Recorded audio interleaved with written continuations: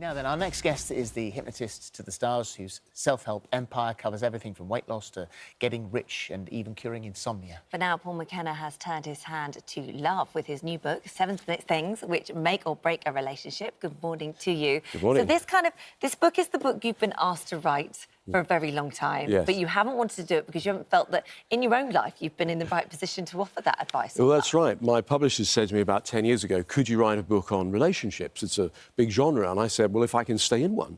Because at the time, I was, not particularly good at relating. A commitment phobe. Yeah, absolutely. Happily a commitment phobe at the time, because I thought being married would be a loss of freedom, being tied down. But actually, it turns out it's not. So I'm not just married, I'm happily married. And I decided to write this because I could. But also, there's a lot of scientific research now that shows us why some people relate very well and why other people don't. And what about meeting Kate? It is Kate, isn't it? Yes. Katie. Yeah. So all things changed in 2016 when you got married.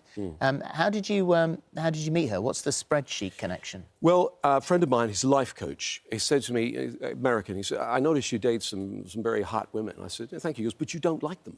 I said, well, what's that got to do with it? They're hot. He goes, no, stupid thinking.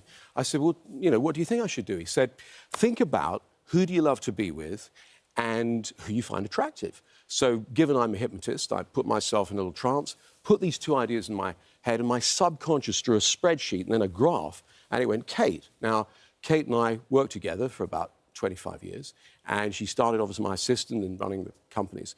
And I thought, this is awkward because, we have a professional relationship.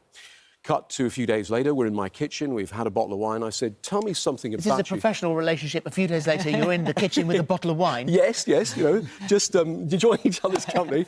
And I said, tell me something about you that I don't know. She said, I love you. I went, I feel the same way.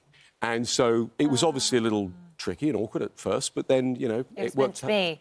The book's kind of practical, actually, in the advice. It's sort of got these steps and these processes. I mean, it's aimed at 3 types of people, and you kind of got to work out which category you fall into. And then there's these 7 processes, and with each of these processes, there's like little techniques that you can do. Yeah. So I like the practicality of it. Thank you. Yes, you're absolutely right.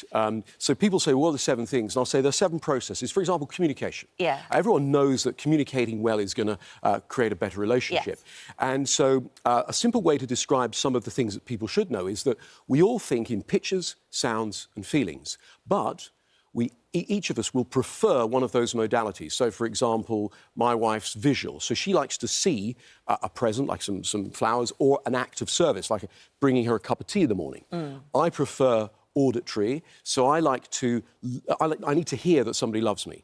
A kinesthetic person, a feeling person, you've got to touch them meaningfully when you tell them. And, of course, people go, well, how can I figure out, which modality somebody prefers?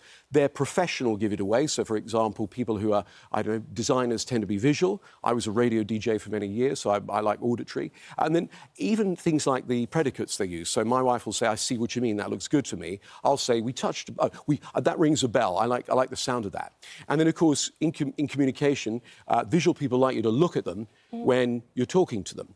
But us auditories, we like to look away so we can really hear what the person's saying. So sometimes I go, why aren't you listening to me? You're not looking at me. And, of course, I repeat back every word. Do we all fit into those categories? Because human beings, it's a very wide scale of being human, isn't it? So do we fit neatly into these categories? Well, you make a good point, in as much as there isn't a one-size-fits-all because we are all unique. However, as a rule of thumb, we will prefer either pictures, sounds or feelings. Yeah. Right, wow, that's fascinating. It really is. So that's all in the book. You're also going on tour as well, aren't you? And I think this is the Change Your Life tour, and this is from the 6th of March. Yes. So what will people see if they come along? OK, so it's in 7 major cities around the country, and it's kind of like an evangelist rally without the religion. So I usually walk out at the beginning and I'll ask for somebody who has been through a trauma, they can't get over it, and it holds them back in life, and someone will come on the stage, and in 10, 15 minutes, they're cured, they're sorted. Then I turn and I do it on the entire audience. Wow. So it's like a personal coaching session with me. There's just 500 other people there. You are clever. And you're going to do a bit of this because you're staying around for our phone-in later, aren't you? Yes. So if people want to call me, I'll help them with their relationship. Well, lots of things that will come up in this, I would have thought. And yes. that's the book that we're talking about. There you go. So it is 7 things that make or break a relationship, and that's Paul's book.